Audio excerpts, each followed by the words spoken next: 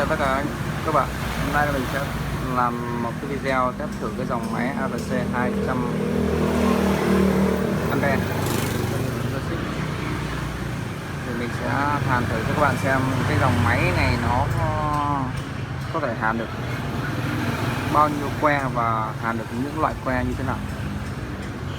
Trước tiên thì tôi sẽ hàn thử cho các bạn xem cái dòng que nhỏ nhất.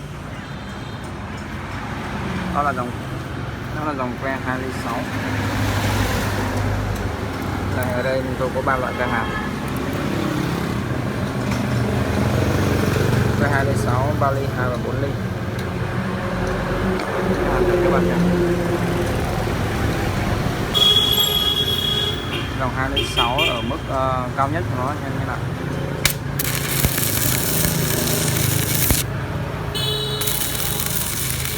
Thì dòng với dòng 206 mình thấy đốt rất là nhanh, rất mạnh, theo độ bắt nấu và bắt lửa.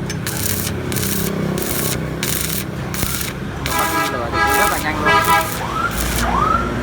Rồi bây giờ mình sẽ chuyển sang cái que 3 ly 2.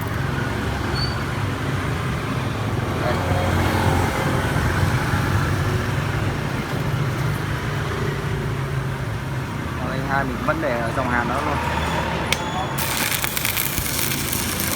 Rồi 3 ly 2 đốt cũng rất là mạnh.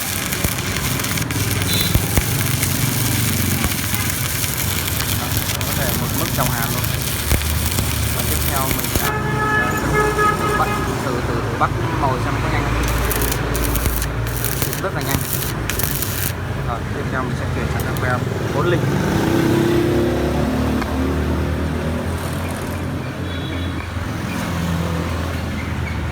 Để cái dòng hàn đó luôn.